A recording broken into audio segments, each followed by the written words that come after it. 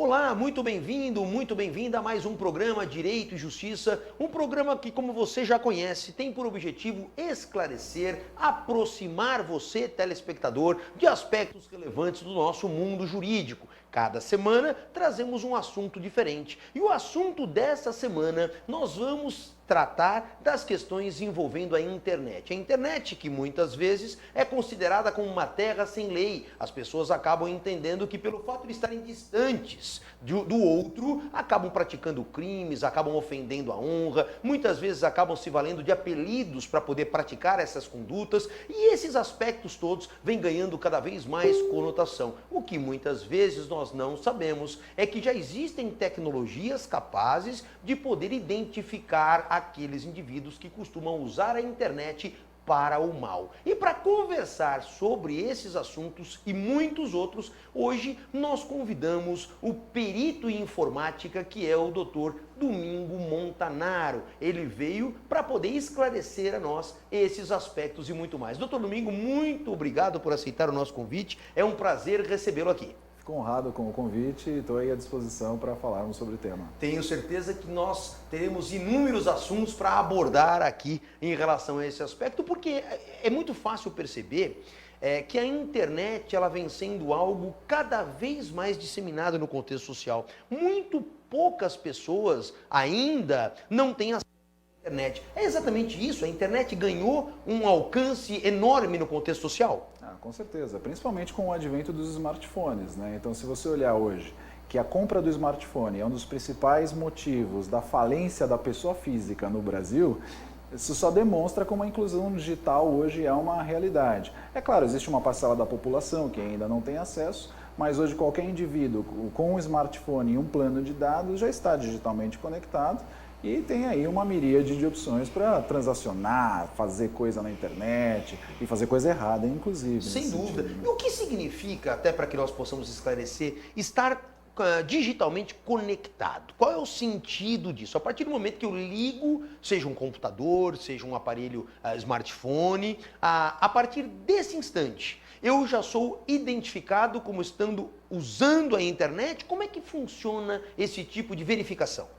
Leonardo, acho fantástica a tua pergunta, porque a maioria das pessoas não consegue realmente ver a diferença entre a vida presencial, ou seja, o que temos aqui acontecendo, e a vida digital. E a vida digital de um indivíduo pode ter uma identidade, aquela que eu escolho. Perceba, quando eu crio o meu perfil em redes sociais, eu tenho que digitar o meu nome e meu sobrenome. Não é automático que aquele Facebook, Twitter, LinkedIn sabem quem eu sou. Então eu preciso replicar na minha vida digital quem eu sou na minha identidade, do meu RG mesmo, né? Mas muita gente, obviamente, acaba criando a identidade que quiser. Então é muito comum você ter uma vida, obviamente, porque vida você só tem uma presencial, de verdade, né? Mas você acaba podendo criar 20, 30 vidas ou identidades virtuais. Digitais, exato.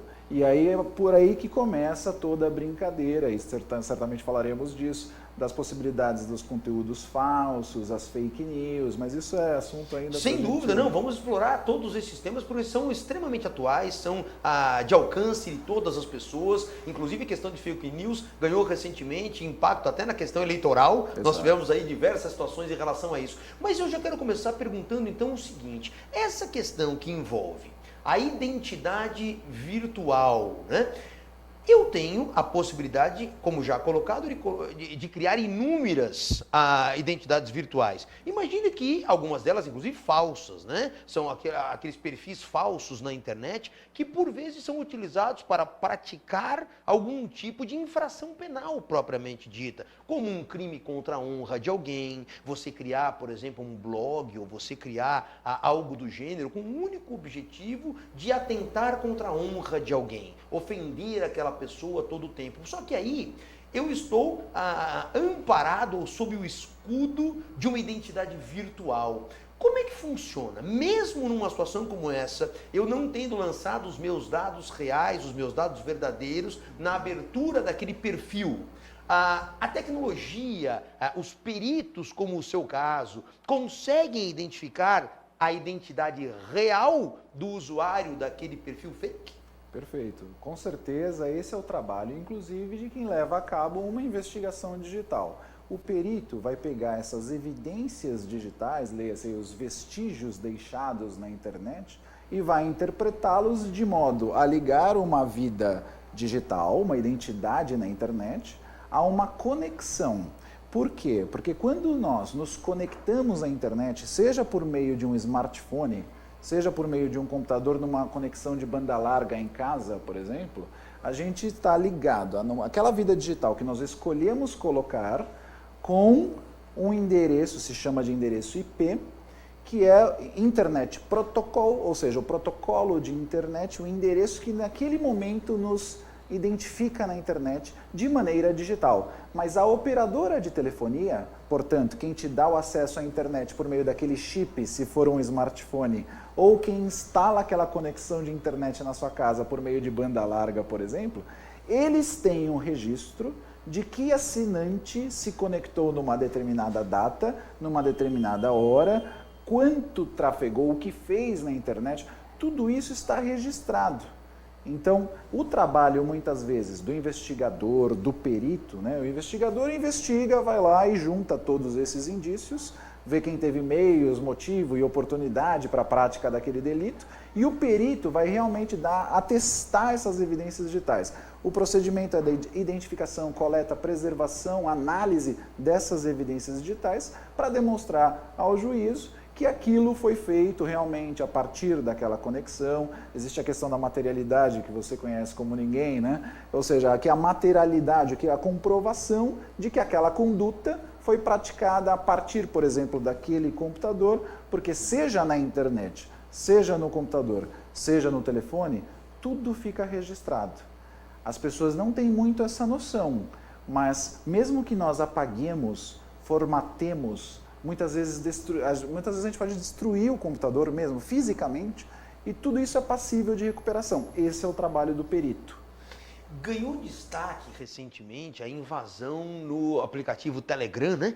Que acabou alcançando aí ministros, né? Ministro da Justiça, no caso o ministro Sérgio Moro, também procuradores da República, que foram ali, tiveram o acesso à sua privacidade nessas mensagens violado. Por mais que se tenha nesses aplicativos conhecidos e relevantes para a utilização diária, mecanismos de proteção, nunca é absolutamente inviolável, né? Até mesmo, acho que esse exemplo é fantástico, porque quem usa essas tecnologias não conhece, na grande maioria das vezes, todos os mecanismos de proteção.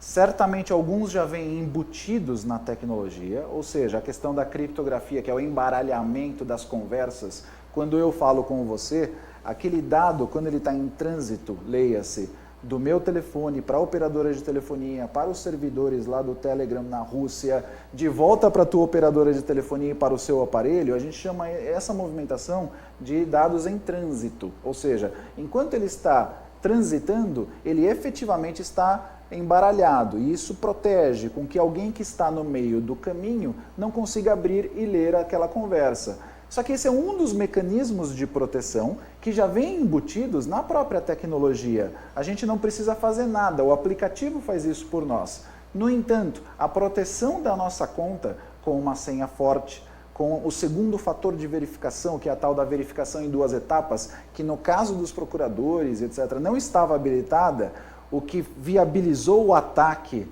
dos hackers ali em questão, né? Esse mecanismo de segurança precisa ser ativado pela pessoa. Então, o que isso demonstra para a gente? Que a tecnologia não é a bala de prata para a segurança da informação. Muita gente acha, vou instalar um aplicativo, vou comprar um antivírus, vou comprar o firewall, pronto, estou seguro. Não, tem que ser tecnologia, processo e capacitação.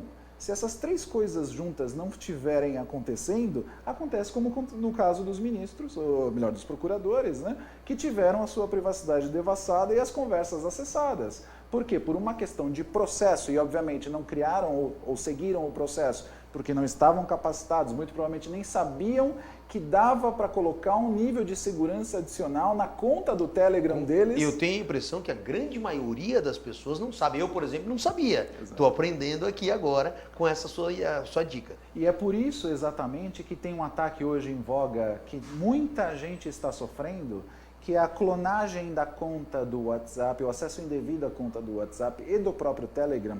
Tem muita gente que está sendo, inclusive fica a dica aí, né? Ou seja, muita gente ao anunciar em sites de leilão, ou seja, faz um anúncio de um determinado item que está vendendo, o modus operandi mais em voga hoje é que eles recebem uma ligação dizendo, olha, eu sou aqui do site de anúncios ou de leilão XPTO, né? Eu não vou falar o nome dos sites, claro, né? E o seu anúncio está paralisado. Para poder liberar, ou seja, continuar o teu anúncio, eu preciso que você me diga o código que você acabou de receber por mensagem de texto. Mas quem te mandou aquela mensagem de texto, na verdade, não foi o site de leilão. Quem mandou aquela mensagem foi o próprio atacante, quem está querendo entrar na tua conta do WhatsApp, que entrou na conta lá do WhatsApp e pediu um fator de verificação, ou seja, uma nova senha para verificar que você é você, mas quando você diz esses 6 números para a pessoa que está se passando pelo site de leilão, você está habilitando, dando para ela o segredo que ela precisa para poder entrar na sua conta do WhatsApp. E aí, só para complementar como é que é o golpe, né? Eles entram no WhatsApp de uma pessoa e usam a relação de confiança que essa pessoa tem com os contatos dela do WhatsApp para poder pedir dinheiro emprestado, para fingir uma emergência. Então, atenção, inclusive, se você repentinamente receber uma mensagem de alguém que você conhece, que está dizendo, olha, acabei de ter um acidente de trânsito, um parente foi sequestrado, eu preciso emergencialmente de um valor, me faça uma transação, nada mais seguro do que ligar e confirmar ao telefone que aquela pessoa que está falando com você ali pelo WhatsApp é realmente o teu parente, o teu amigo e tal, porque esse é um dos exemplos de um golpe que está bastante em voga. E quando o tema é bom, nós começamos a receber as perguntas dos nossos telespectadores. Isso é sinal que o pessoal está gostando aí do nosso papo. E aqui eu tenho uma pergunta da Thaís Correia. E a Thaís Correia quer saber o seguinte: como que é feita uma perícia de um crime cibernético? Maravilha. Thaís, veja, tudo que vai passar por perícia, antes de chegar no perito, precisa obviamente ser coletado lá, por exemplo, na cena de crime, tal qual a gente vê nos filmes, né, de um crime que acontece na rua, um atropelamento, um acidente, vai lá, se faz o isolamento da cena de crime com aquela fita amarela, né, que nem nos filmes americanos, né? No mundo cibernético funciona da mesma forma. Então começa pela identificação, onde estão esses objetos, aí a primeira palavra importante é o objeto que precisa ser periciado. Muita gente comete crimes através do seu smartphone. Então, muito do trabalho do perito é pegar esse smartphone e fazer primeiro, tem etapas de recuperação de dados, porque muita gente, depois de cometer o crime, apaga. Exemplo, ele ofende alguém. E apaga a mensagem. E apaga a mensagem. Claro. Sem, inclusive, saber que essa mensagem pode ser recuperada por um perito. Pois é, existem programas específicos, né, que recuperam essas mensagens. Não só programas, como metodologias bastante complexas, exames técnicos científicos que são feitos naquele objeto de modo a recuperar. Essa é a ciência da perícia, né? Mas, voltando, então, primeiro, se precisar recuperar dado, aquele dado vai ser recuperado. Segundo, após coletado e analisado, como você muito bem colocou nas ferramentas periciais, a gente consegue demonstrar para a autoridade, para quem for analisar o laudo, porque o laudo é a última etapa da perícia, é o reporte. Então, tudo aquilo que eu coletei, preservei, analisei, vai parar num documento chamado laudo pericial. E aí esse laudo pericial descreve todos os exames técnicos científicos que eu fiz naquelas evidências digitais dentro do objeto da perícia. Então eu mostro desde o momento que eu peguei aquele aparelho, tudo que eu encontrei lá dentro, muitas vezes, como você muito bem conhece, guiado por quesitos. Sim. Então a autoridade policial, o juiz, as partes, muitas vezes... Os quesitos, só para esclarecer para os nossos telespectadores, são aquelas perguntas que as partes envolvidas, ou até mesmo uma autoridade policial, integrantes do Ministério Público, do próprio Poder Judiciário, fazem ao perito para que o perito esclareça. Então, os quesitos correspondem tão somente a essas indagações. Olha, eu quero saber quem acessou, durante quanto tempo ficou online, em que momento foi, de onde foi, e essas são as questões referentes aqui aos quesitos que o Dr. Domingo Montanaro está nos esclarecendo aqui. Exato, e aí como você está dizendo, veja, qual é a mensagem que foi apagada? Ou isso seria um quesito. Outro quesito é o que estava escrito nessa mensagem. Outro quesito seria de qual local físico no planeta Terra essa mensagem foi enviada. Aí o perito, nesse caso específico, tem que buscar outro tipo de evidência digital que nós chamamos de geolocalização, ou seja, as coordenadas do planeta da onde aquela mensagem teria sido enviada. Muito provavelmente chegaríamos em que local aquele aparelho estaria operando.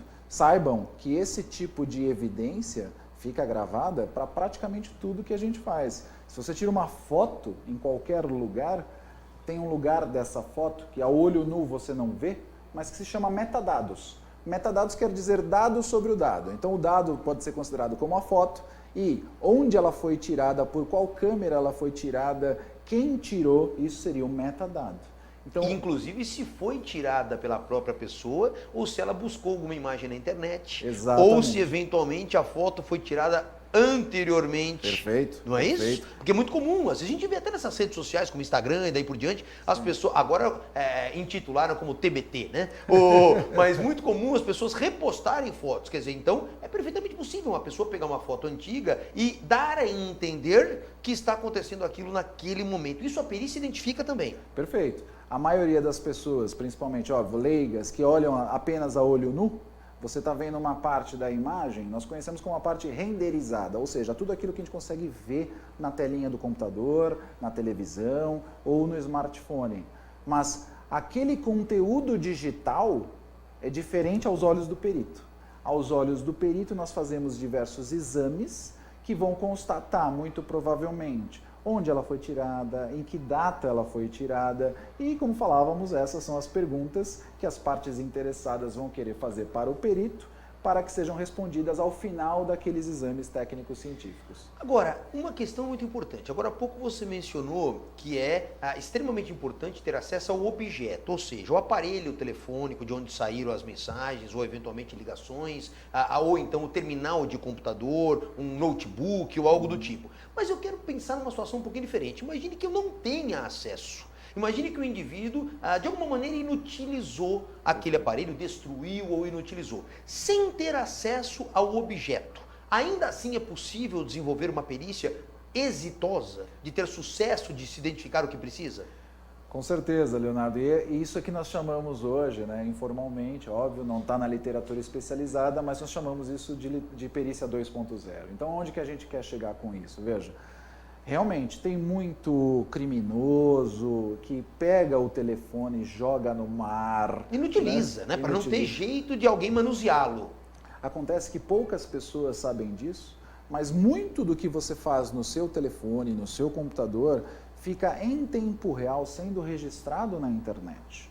Então, esses grandes... Veja, só fazendo um pano de fundo, essas grandes empresas, Google, Microsoft, Apple, ou seja, nossa vida digital está conectada a elas o tempo todo, queiramos nós ou não, tá certo? É muito difícil hoje você ter um smartphone e não ter uma conta no Google, na Apple, no Microsoft, no Facebook.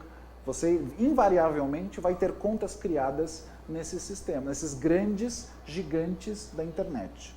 Mesmo, quero só fazer uma pergunta assim, já interrompendo, né? Mas mesmo que eu não tenha salvo nada nas nuvens... Mas é que você, hoje em dia, praticamente não tem opção. O salvamento na nuvem... Ele é quase que automático. Ele é automático, tá. Perceba? Então, eu vou te dar um exemplo muito simples, né?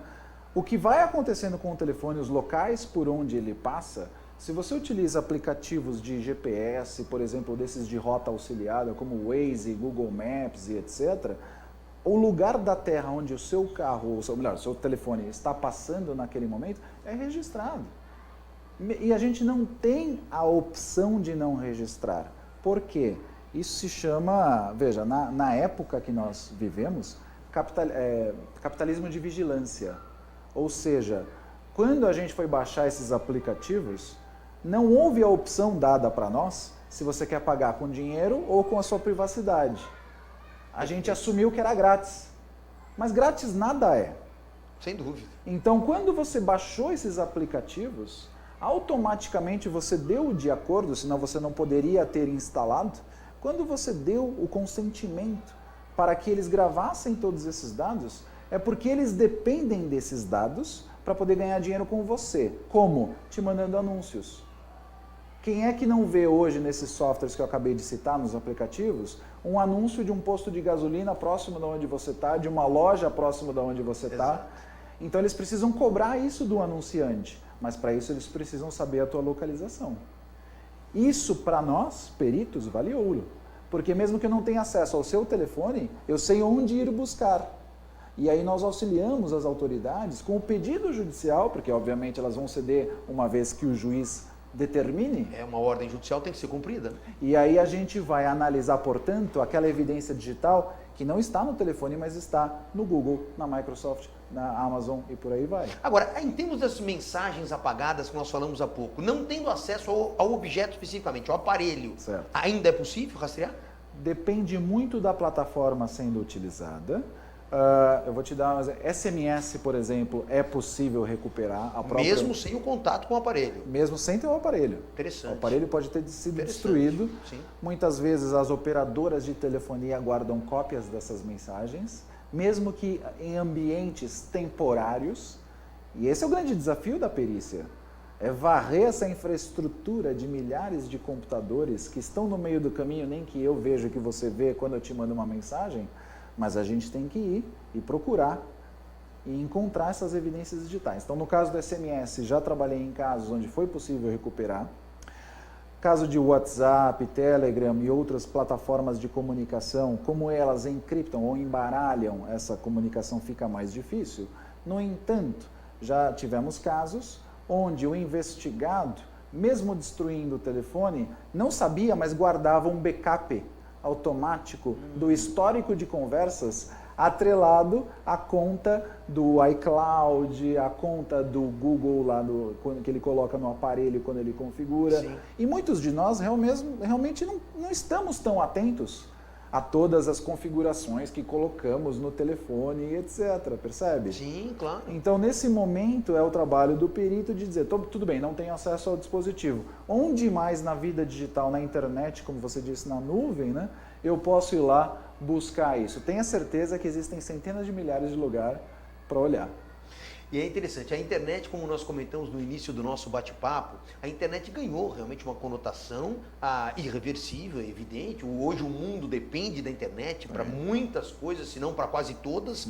Porém, o mau uso da internet também vem se disseminando bastante. É muito comum aquilo que nós chamamos da vingança virtual, né? Onde, por exemplo, e aqui até a Mariana Souza manda essa pergunta para nós, para que a gente possa conversar, ela diz, o que eu devo fazer quando um ex-namorado deixa vazar nudes na internet? Porque existe sobre esse aspecto um problema muito grande, né?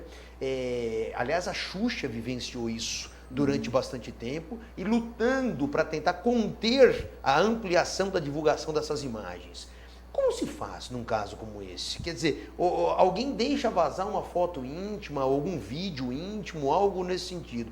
Há como conter essa disseminação? Ou o mundo da internet ainda, a tecnologia pericial, não ainda tem freios para isso? Mariana, esse é um problema que está cada vez maior, né? Pornografia de vingança, existe até literatura a respeito, revenge porn, né? Ou seja, as pessoas acabam gravando esse conteúdo enquanto juntas, mas quando se separam acabam comprometendo a confiança e espalhando isso pela internet, né? Até recomendo um perfil no Instagram chamado Justiça de Saia, de uma promotora bastante atuante nessa questão, justamente ajudando a proteger os direitos das mulheres que passam por esse tipo de situação, que realmente é horrível. Já tive a chance, como pro bono, ajudar várias delegacias de São Paulo, ou seja, de graça, com meu dever como cidadão, já que conheço desta matéria, Perfeito. Que pouca gente conhece, Sim. né? E aí, indo direto ao ponto, tudo isso que foi feito, no momento que foram disseminadas essas mensagens, deixou rastros na internet. Pode ter certeza absoluta. É possível, tecnicamente falando, é possível investigar. Acontece, infelizmente, que muitas, inclusive delegacias, ou não têm o recurso para ir adiante com isso, não tem às vezes a prioridade do judiciário para tratar essa questão também, né? Então, tem essa questão a realidade do nosso país, mas técnica, falando só pericialmente e do ponto de vista de investigação digital, é muito possível, muito. Tem muita gente que está fazendo isso e não sabe o quão, não vou dizer simples, mas o quão possível é fazer essa investigação. Quem dissemina esse conteúdo está registrando o endereço IP, o código do chip, o identificador do chip. Tem muita gente, inclusive, Leonardo, que compra na banca de jornal um chip para fazer isso, mas hoje todos os lugares têm câmeras praticamente, percebe? Até a própria prefeitura instala câmeras e tal. Então, através da triangulação das antenas de telefonia, a gente consegue chegar muito próximo do ponto da Terra que aquele ser humano está fazendo isso. E aí você pode juntar, e aí a autoridade policial tem que fazer isso, né? Ela tem que juntar essas evidências digitais, aquele ponto da Terra, com todas as outras coisas que podem ajudar nessa investigação. Eu costumo dizer que investigação é como se fosse um funil. Você vai jogando as coisas lá dentro. As imagens das câmeras e tudo mais, tal qual fizeram no caso da Marielle. Perceba, no caso da Marielle... Esse é um caso sensacional. Uma série de vestígios foram colocados no tal funil e chegaram nos autores. Só precisou ter interesse. Essa investigação foi fantástica, sem dúvida alguma, e basicamente toda ela vinculada a uma perícia digital. Né? Perfeito. Estamos falando de muitas evidências digitais, ou seja, o registro das antenas, as famosas estações rádio-base, as ERBs, né? O registro dessas antenas é uma evidência digital. O que o Lessa lá teria pesquisado na internet é outra evidência digital, mesmo sem ter acesso ao aparelho dele. Esse é o ponto. Ou seja, da mesma forma que aconteceu no caso da Marielle, todas essas pessoas que estão disseminando conteúdo pornográfico para se vingar dos seus ex e tal, poderiam sim ser rastreados e responsabilizados. Infelizmente, ainda fica uma ideia de impunidade no pessoal, mas acho que isso é muito mais devido ao país que a gente vive, como tudo, do que uma impossibilidade técnica de ir atrás. É bem possível, sim.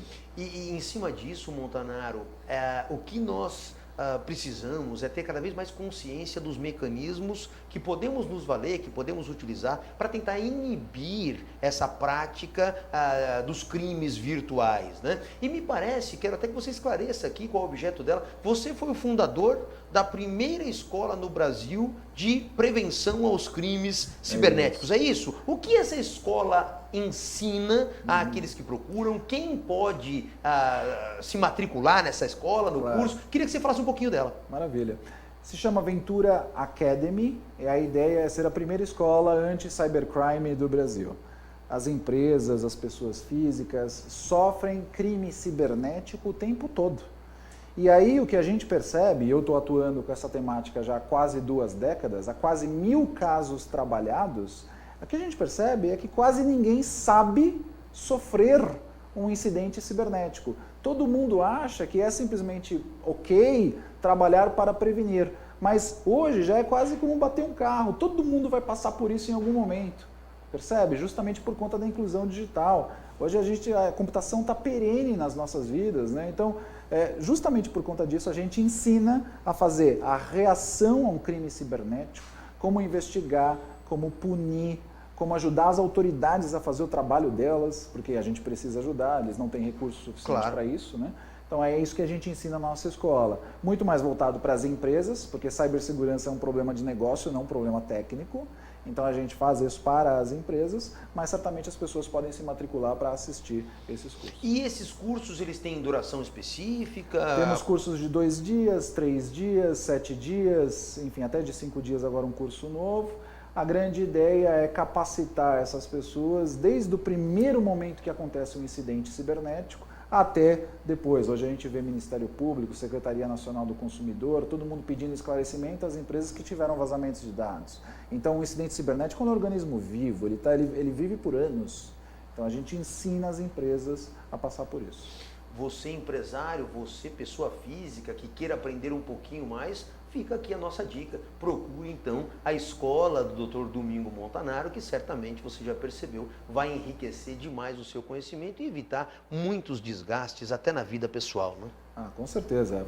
Da mesma forma que a gente cuida da nossa segurança pessoal, da vida presencial, a gente precisa cuidar da nossa segurança Essa digital. dificuldade que nós falamos agora há pouco, da pessoa identificar os riscos que ela corre no mundo virtual, é um momento de adaptação, né? Exato. Por exemplo, dificilmente você sai descuidado tarde da noite numa região perigosa de uma cidade brasileira. Você está cuidando da sua segurança física, mas muitas vezes você não se percebe daquele risco que está envolvido no mundo virtual. Exatamente. Dr. Domingo Montanaro, que é perito em informática, fundador da primeira escola de combate aos crimes cibernéticos aqui no Brasil. Eu quero agradecer demais a sua presença. Uma honra. Foi realmente um esclarecimento fantástico para todos nós e reitero o convite para outras oportunidades, porque os temas do mundo da internet são vastíssimos e já fica feito aqui o convite. Muito obrigado pela sua presença. Eu que agradeço. Muito obrigado. Sempre às ordens.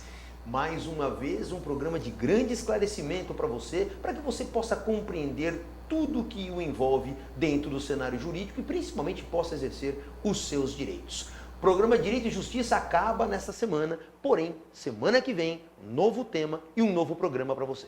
Até lá!